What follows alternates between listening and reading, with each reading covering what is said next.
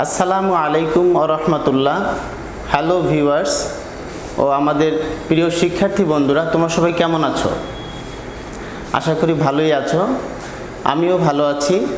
তো আজকে তোমাদের জন্য ইংরেজি গ্রামারের অত্যন্ত গুরুত্বপূর্ণ একটি বিষয় ট্রান্সফরমেশন অফ সেন্টেন্সের আমাদের পার্ট 3 চলতেছে। তো আজকে আমরা পার্ট 2 পর্যন্ত 1 থেকে রুলস 7 পর্যন্ত আমরা আলোচনা করেছি। তো আজকে আমরা পার্ট 3, এটাকে তোমরা লাস্ট পার্ট বলতে পারো, মানে আজকের এই ক্লাসটার পর তোমাদের অ্যাফার্মেটিভ থেকে নেগেটিভ নিয়ে তোমাদের আর কোনো হেজিটেশন বা দ্বিধাদ্বন্দ্ব থাকবে না এবং অল ডাউট তোমাদের ক্লিয়ার হয়ে যাবে। তো ঝটপট খাতা কলম নিয়ে নাও এবং আমার এই ক্লাসগুলোকে, রুলসগুলোকে খাতায় লিখে লিখে ধীরে ধীরে সুন্দরভাবে বোঝো। এরপর যে আমরা মূল আলোচনায় চলে যাই, দেখো ট্রান্সফরমেশন অফ সেন্টেন্সের অ্যাফার্মেটিভ থেকে নেগেটিভ পার্ট 3, রুলস 8। 8 নম্বর নিয়মে দেখো, অ্যাফার্মেটিভ সেন্টেন্সটার মধ্যে যদি আমরা প্রেজেন্ট কন্টিনিউয়াস বা ইউনিভার্সাল ট্রুথ দেখি, প্রেজেন্ট কন্টিনিউয়াস এবং ইউনিভার্সাল ট্রুথ যদি দেখি, তাহলে আমরা ইট ইজ নট দ্যাট বাক্যটি নেগেটিভ করার সময় ইট ইজ নট দ্যাট দিবা, তারপর যে বাক্যটা তোমার ওখানে দেওয়া থাকবে ওই বাক্যটা নেগেটিভ করে দিবা। আমাদের নেগেটিভ করার যে নিয়ম, যে অক্সিলারি থাকলে তারপর নো বা নট দিয়ে নেগেটিভ করবা, আর যদি বাক্যের মধ্যে অক্সিলারি ভার্ব না থাকে, মেইন ভার্ব থাকে, তাহলে তোমরা do did, do not, did not এবং ডাজ নট ব্যবহার করে নেগেটিভ করবা। এই নিয়ম অনুযায়ী তোমরা নেগেটিভ করবা। তো এখন আমরা ভিচ মানে এক্সাম্পল এর মাধ্যমে আমরা একটু বুঝে নেই। দেখো এখানে লেখা আছে he is going to market, এটা প্রেজেন্ট কন্টিনিউয়াস। এই প্রেজেন্ট কন্টিনিউয়াস টেন্সটা এখানে আসছে, তার মানে আমরা এখন it is not that plus বাক্যটিকে নেগেটিভ করব।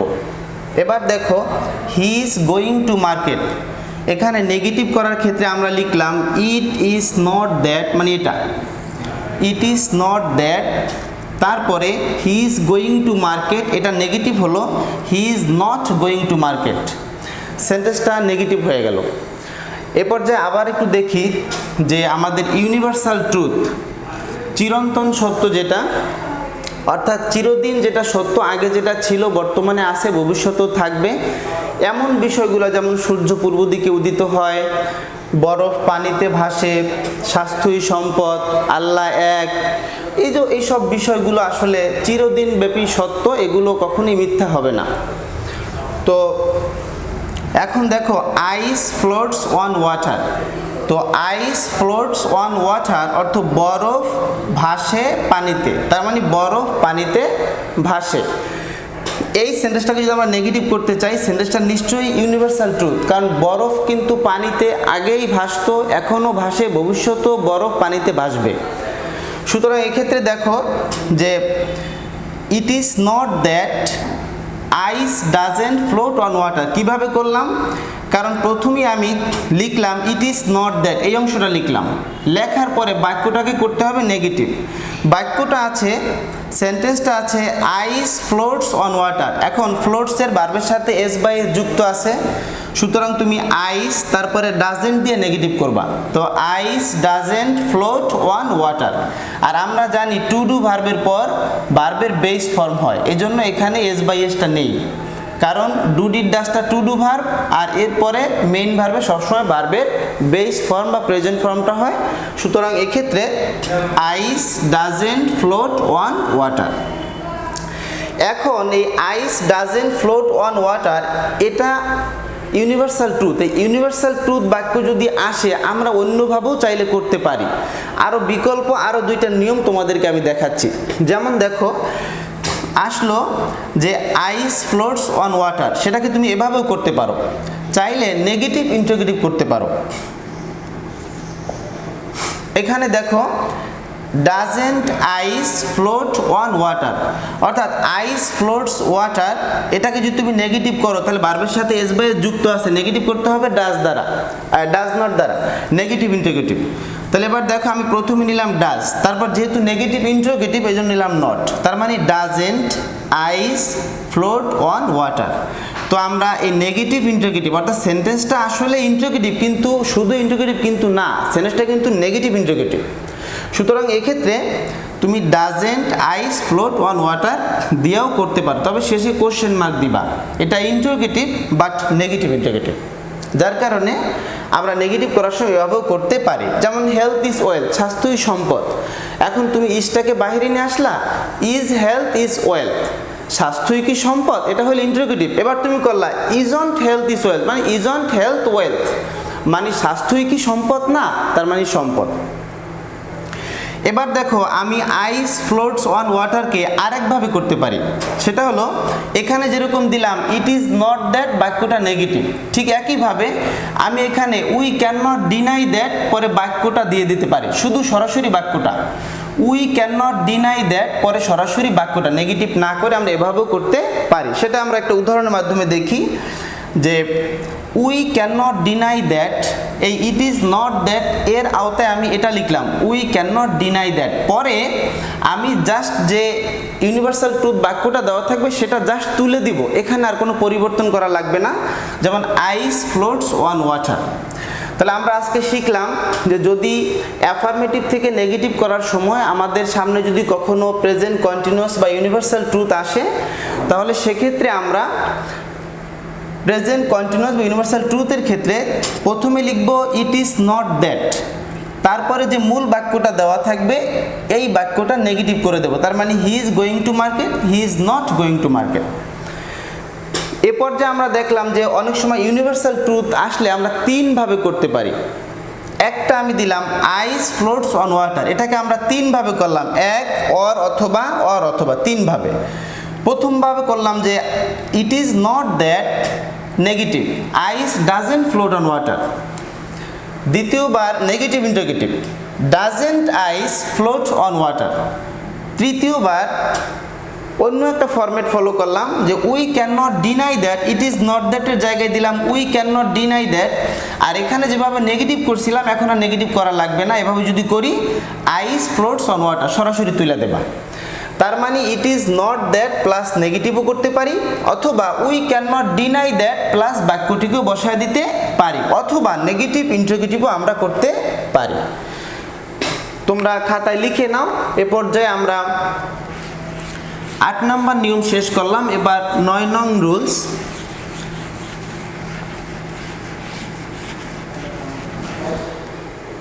দেখো 9 নং এ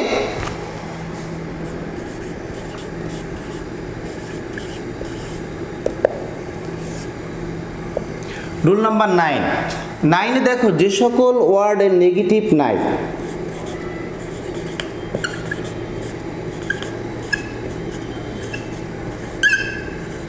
যে সকল ওয়ার্ডের নেগেটিভ বা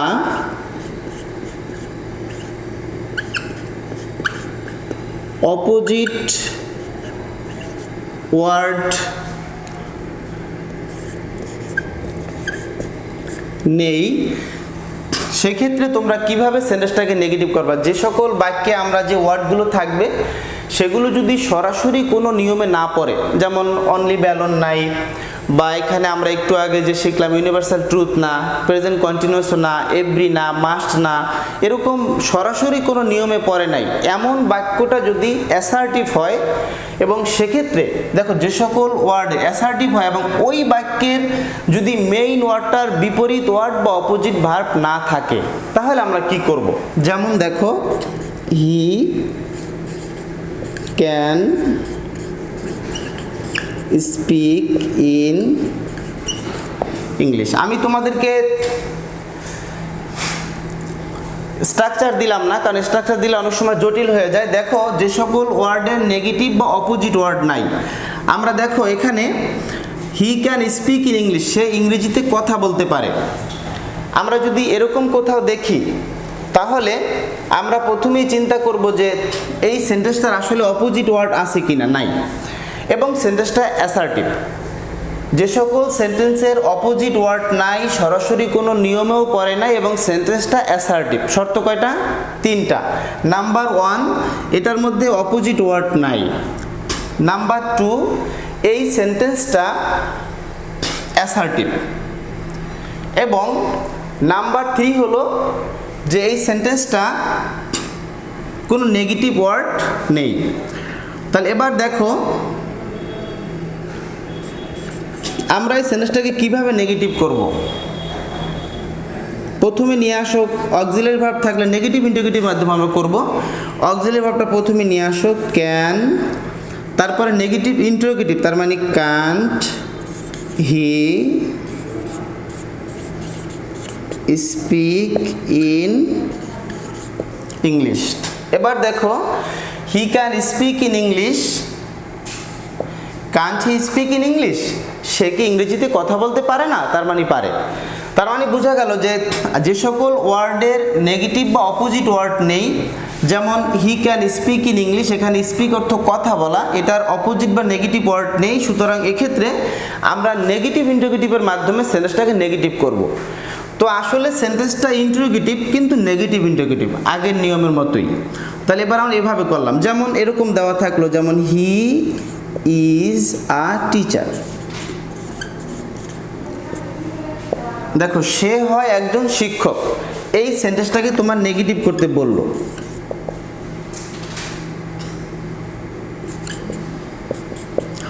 এই সেন্টেন্সটাকে যখন নেগেটিভ করতে বললো তখন তুমি কিভাবে করবা?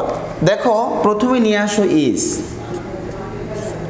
তারপরে নেগেটিভ ইন্টারোগেটিভ তার মানে ইজন্ট, তারপরে হি আ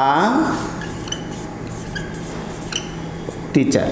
আমি নেগেটিভ এবং ইন্টারোগেটিভ উপর একটা ক্লাস দিব, সেই ক্লাসগুলো তোমরা মনোযোগ সহকারে করবে। কিন্তু আমরা জানি যে তোমাদের যে বেসিক আছে যে নেগেটিভ করার নিয়মটা, যে অক্সিলারি থাকলে তারপর নো বা নট হয়, আর ইন্টারোগেটিভ করার নিয়ম হলো অক্সিলারিটা বাইরে চলে আসে। তো অক্সিলারি ভার্ব আছে ইজ, এটা বাইরে চলে আসছে, পরে যেহেতু ইন্টারোগেটিভ শুধু না নেগেটিভ ইন্টারোগেটিভ, এই জন্য আবার নো বা নটটা আমি দিয়ে দিলাম।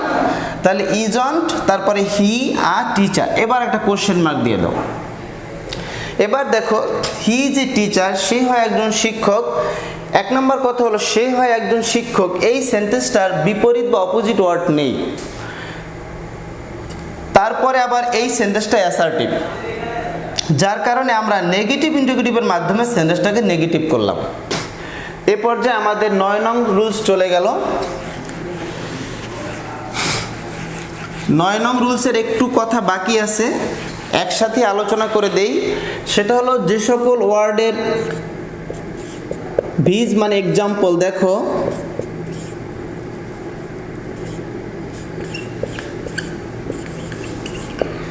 যে সকল ওয়ার্ডের অপোজিট ওয়ার্ড আছে সেক্ষেত্রে সেন্টেন্সটা অ্যাসার্টিভ, সেক্ষেত্রে কি করবা?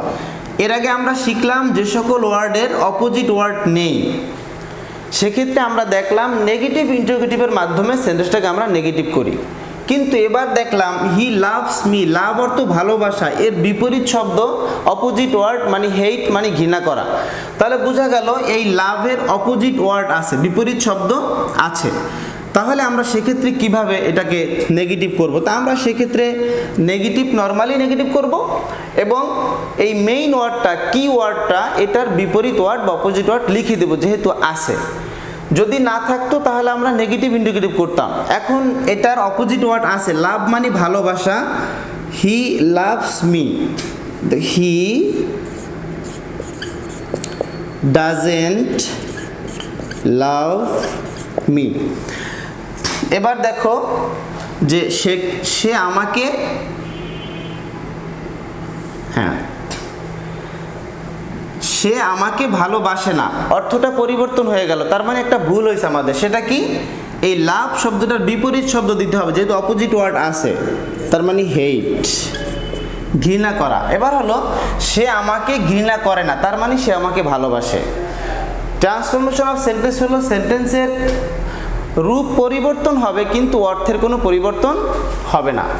তাহলে এবার আমরা 9 নম্বর রুলসের শেষ অংশটাও দেখলাম যে আসলে যে সকল সেন্টেন্সগুলো সরাসরি কোনো নিয়মে পড়ে না, 1 নাম্বার। 2 নাম্বার সেন্টেন্সটা অ্যাসার্টিভ। 3 নাম্বার এই সেন্টেন্সের কি ওয়ার্ডটার বিপরীত ওয়ার্ড নেই, এমন শর্ত পূরণে আমরা এইভাবে এটাকে নেগেটিভ করব। যদি অপোজিট ওয়ার্ড থাকে তাহলে আমরা নর্মালি যেভাবে নেগেটিভ করা নেগেটিভ করে এই কি ওয়ার্ডটার বিপরীত ওয়ার্ড দেব। আর যদি দেখি যে না সেন্টেন্সটা অ্যাসার্টিভ এবং সেন্টেন্সটার অপোজিট ওয়ার্ড নেই, সেক্ষেত্রে আমরা নেগেটিভ ইন্টারোগেটিভের মাধ্যমে সেটাকে নেগেটিভ করব। এবার আমরা 10 নম্বর নিয়মে চলে যাই।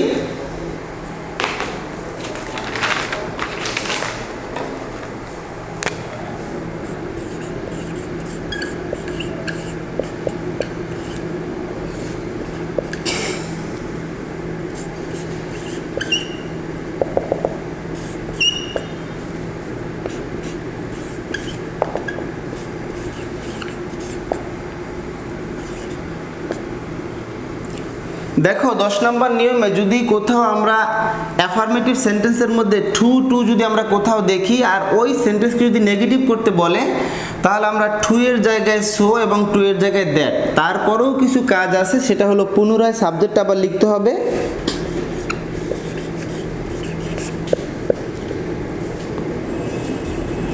সাবজেক্ট ক্যান নট বা কান্ট বা কুডেন্ট,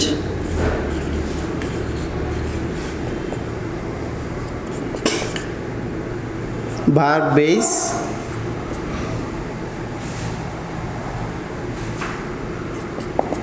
যদি কিছু থাকে। দেখো আমরা একটা এক্সাম্পলের মাধ্যমে একটু বুঝে নেই সহজেই। হি, এটা তোমাদের বেসিক জানা আছে, he is too weak to walk. দেখো আমরা একটু বোর্ডের দিকে একটু লক্ষ্য করি। দেখো he is too weak to walk, মানে সে এতই যে, টু এর মানে হলো কি এতই যে। তোমরা একটু লিখে নাও প্রয়োজনে, এতই পরে ডট যে।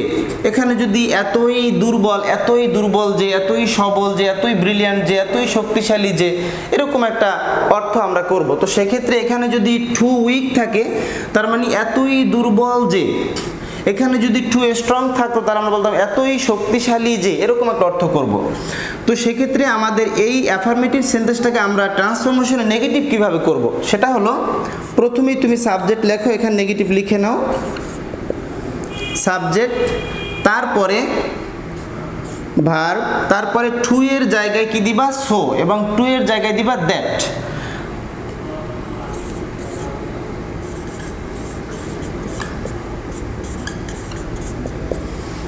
দেখো he is too weak to walk, he is so weak that, তার মানে টু এর জায়গায় সো এবং টু এর জায়গায় দ্যাট বসালাম। এবার আমি বলছি যে পুনরায় সাবজেক্টটা আবার লিখতে হবে। সে সাবজেক্টটা তুমি কি দিলা হি, এ বাক্যের হিটা আবার লেখো। তারপরে এখানে দেখবা, এখানে যদি প্রেজেন্ট টেন্স থাকে, যেমন অ্যামিজার থাকে, তাহলে তুমি বসাবা ক্যান নট। কিন্তু এখানে যদি ওয়াজ ওয়ার থাকে, তাহলে বসাবা কুড নট বা কুডেন্ট। তাহলে এবার দেখো he is so weak that, he পুনরায় সাবজেক্টটা লিখলাম। তারপরে কি আমি এখন ক্যান নট লিখবো না কুডেন্ট লিখবো? তোমরা দেখো এখানে অ্যামিজার আছে, তার মানে নিশ্চয়ই এটা অ্যামিজারটা প্রেজেন্ট ফর্ম, তাহলে এখানে প্রেজেন্ট টেন্সে তুমি ক্যান নট লিখবা। এবার দেখো আমাদের কিন্তু এই পর্যন্ত কাজ আগেই হয়ে গেছিল, টু পর্যন্ত, আমাদের শুধু ওয়ার্কটা বাকি ছিল। সেই ওয়ার্কটাকে কিভাবে কাজে লাগানো যায়, এই জন্য হলো আমাদের পুনরায় সাবজেক্ট লিখলাম, পরে ক্যান নট লিখলাম, অ্যামিজার দেখা, যদি ওয়াজার থাকতো তাহলে এখানে আমি কুড নট লিখতাম। আচ্ছা, যেহেতু অ্যামিজার আছে ক্যান নট লিখলাম, এরপরে এই ভার্বটা, শেষের ভার্বটা তুমি লিখে দিবা। এবার দেখো he is too weak to walk, অর্থাৎ সে এতই দুর্বল যে সে হাঁটতে পারে না। তার বাস্তব রূপটা আমরা নিচে দিলাম যে হি ইজ, টু এর জায়গায় সো, এই যে টু সো দ্যাট, এবং টু এর জায়গায় দ্যাট, পুনরায় সাবজেক্ট, তারপরে অ্যামিজার বিবেচনায় ক্যান নট, এবং এই ভার্বটা শেষে লিখে দিলাম। যদি বাকি অংশ কিছু থাকতো, যেমন he is too weak to walk on the road, সেক্ষেত্রে আমরা অন দ্য রোডটা এখানে দিয়ে দিতাম। বাকি অংশ নেই, বাস এই পর্যন্তই আমাদের শেষ। এবার আমরা 11 নম্বর নিয়মে চলে যাই।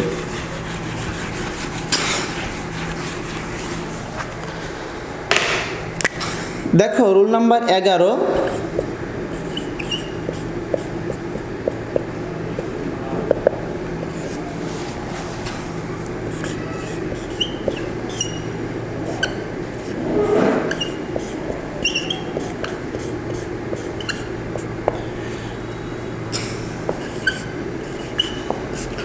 দেখো ভেরি থাকলে নট আ লিটল হয়। এখানে দেখো একটা এক্সাম্পলের মাধ্যমে আমরা একটু ক্লিয়ার হয়ে নেই। I am very tired. দেখো আমি খুব ক্লান্ত, এই সেন্টেন্সটাকে নেগেটিভ করতে বললে তুমি কিভাবে নেগেটিভ করবা? তা আমরা নিয়ম এইমাত্র জানলাম যে ভেরি যদি কোথাও থাকে আর ওই সেন্টেন্স যদি নেগেটিভ করতে বলে তাহলে নট আর লিটল ওই ভেরির পরিবর্তে লিখতে হয়। তাহলে এবার দেখো এখানে আই, এখানে এম এর জায়গায় এম হবে, আর ভেরির জায়গায় আমরা ভেরি শব্দটা না দিয়ে নট আর লিটল ব্যবহার করব। তাহলে এবার দেখো not a little, tired tired. Okay, এবার দেখো আই অ্যাম ভেরি টায়ার্ড, আমি খুবই ক্লান্ত। I am not a little, not a little মানে সামান্য নয়, তার মানে আমি খুব কম ক্লান্ত না, অনেক ক্লান্ত, তার মানে অর্থের কোনো পরিবর্তন হলো না। এবার আমরা 12 নম্বর নিয়মে চলে যাই।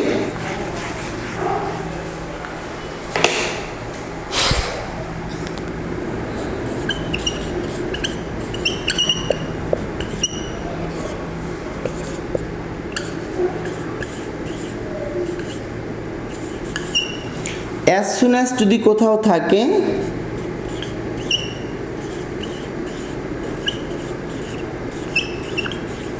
তুমি no sooner had দিবা ডট ডট দিয়ে দেন। দেখো একটা উদাহরণের মাধ্যমে আমরা একটু বুঝে নেই, উদাহরণই আসলে main. as soon as the rain stopped we came back home। দেখো as soon as the rain stopped অর্থাৎ যেই মাত্র না বৃষ্টি থামলো, we came back home আর তখনই আমরা বাড়ি ফিরে গিয়েছিলাম।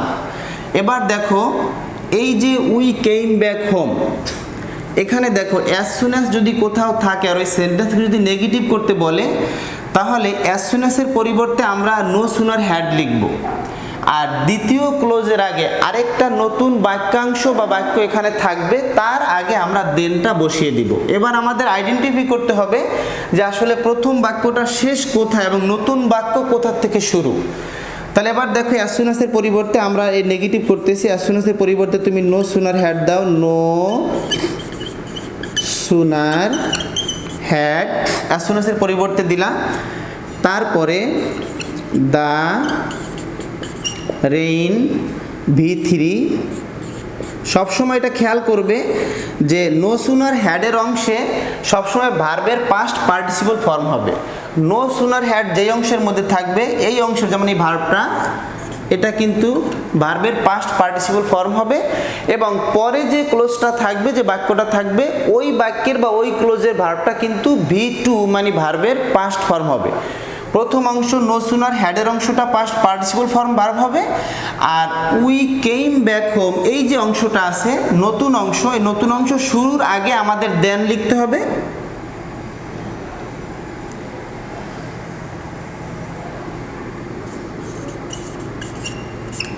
দেন লিখলাম, তারপরে we came back হোমটা লিখে দিলাম। তাহলে এবার দেখো no sooner had the rain stopped then we came back home। আমাদের লক্ষণীয় বিষয় হলো as soon as যদি কোথাও থাকে সেন্টেন্সকে নেগেটিভ করতে বলে তাহলে তুমি no sooner had দিবা এবং দ্বিতীয় ক্লোজের আগে তুমি then ব্যবহার করবা। তো এবার দেখো as soon as the rain stopped যেই মাত্র না বৃষ্টি থামলো, এই একটা মেইন ভার্ব, এখানে এই বাক্যটা শেষ। পরে দেখো আরেকটা নতুন একটা তথ্য তোমাকে দিল যে উই কেম ব্যাক হোম, আর তখনই আমরা বাড়ি ফিরে গিয়েছিলাম। ঠিক দেখো উইটা কিন্তু একটা সাবজেক্টিভ ফর্ম, এই সাবজেক্টিভ ফর্ম কিন্তু বাক্যের মাঝখানে আসে না, তার মানে নিশ্চয়ই এখান থেকে নতুন বাক্যটা শুরু। তাহলে এই জন্য এখানে এই জায়গাটার মধ্যেই তুমি দেন ব্যবহার করবা, তারপরে বাক্যটা তুলে দিবা। একটা বিষয় খেয়াল করবা, নো সুনার হ্যাড যে অংশে থাকবে, এই যে অংশটা, এই অংশের মধ্যে যেন এই V3টা থাকে, ভার্বের পাস্ট পার্টিসিপল ফর্ম যেন থাকে, আর দেনের পরের যে অংশটা এই অংশে যেন V2 মানে ভার্বের পাস্ট ফর্ম যেন থাকে। ওকে, থ্যাংক ইউ। এ পর্যায়ে আমরা 13 নম্বর নিয়মে চলে যাই।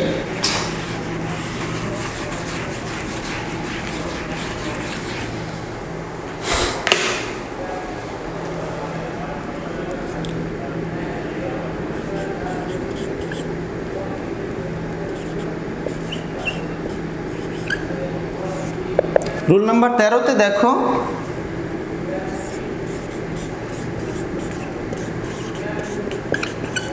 সুপারলেটিভ বা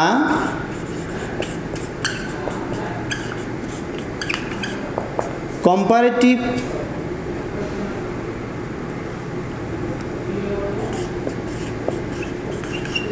ফর্ম থাকলে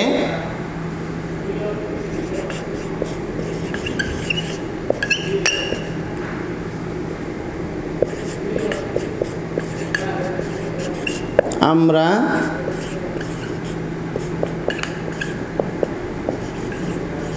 পজিটিভের মতো নেগেটিভ মানে পজিটিভের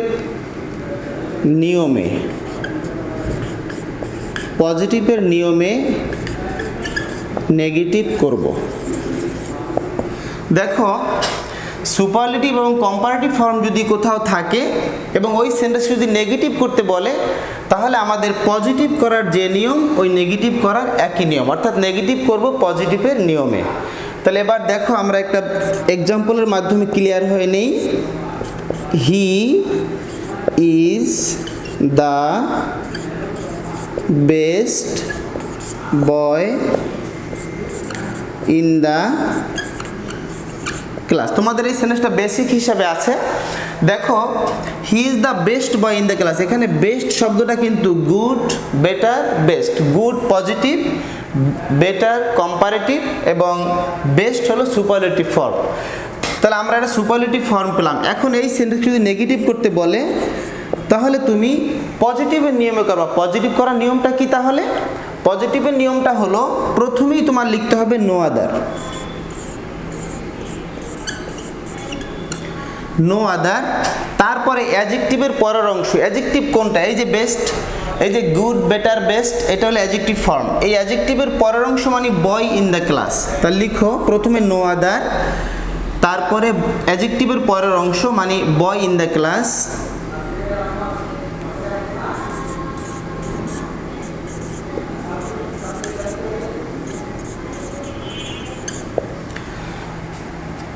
দেখো প্রথমে নো আদার দিলাম, তারপরে অ্যাডজেক্টিভের পরের অংশ বয় ইন দ্য ক্লাস। তোমরা এভাবে স্ট্রাকচারটা তৈরি করে নিতে পারো যে প্রথমে নো আদার, তারপরে অ্যাডজেক্টিভের পরের অংশ, তারপরে দেখো ভার্ব ব্যবহার করব আমরা, ভার্ব, তারপরে এই সুপারলেটিভ ফর্মটার এস পজিটিভ এস, অর্থাৎ সুপারলেটিভ ফর্মটার পজিটিভ ফর্ম লিখব। যেহেতু পজিটিভের নিয়ম আমরা করছি, তার মানে সুপারলেটিভের পজিটিভ ফর্ম তো অবশ্যই লিখতে হবে। কম্পারেটিভ থাকলেও তার পজিটিভ ফর্মটা অবশ্যই লিখতে হবে। তাহলে এখানে দেখো যে নো আদার দিলাম, তারপরে অ্যাডজেক্টিভের পরের অংশ দিলাম, ইজ দিলাম। এবার সুপারলেটিভের পজিটিভ ফর্ম লিখব, তবে এস এস দিয়ে বাউন্ডারি করে দিব। দেখো প্রথমে লিখলাম এস, তারপরে বেস্টের পজিটিভ কি? গুড, তারপরে আবার লিখলাম এস, তার মানে এস সুপারলেটিভের পজিটিভ ফর্ম এস। এবার দেখো পরে পুনরায় পরে সাবজেক্টটি এখানে লিখে দেই, এই তোমরা বুঝে নাও। দেখো প্রথমে নো আদার, তারপরে অ্যাডজেক্টিভের পরের অংশ বয় ইন দ্য ক্লাস, তারপরে ভার্ব, তারপরে এস এবং সুপারলেটিভের পজিটিভ ফর্ম এস, তারপর সব শেষে ওই সেন্টেন্সের সাবজেক্টটা। তাহলে এবার দেখো no other boy in the class is as good as he. এ পর্যায়ে তোমরা যদি এখানে কম্পারেটিভও থাকে, তাহলেও তোমরা এই কম্পারেটিভের জায়গায়, বেটারের জায়গায় তোমরা এখানে এই সিস্টেমে নো আদার দিবা, তারপরে অ্যাডজেক্টিভের পরের অংশ দিবা, তারপরে ভার্ব, তারপরে এস পজিটিভ ফর্ম এস দিয়ে তোমরা সাবজেক্ট দিয়ে নেগেটিভ করবা। তো সুপারলেটিভ এবং কম্পারেটিভ ফর্ম যদি কোথাও থাকে, তাহলে আমরা পজিটিভের নিয়মে করব। আশা করি তোমরা বুঝতে পারছো।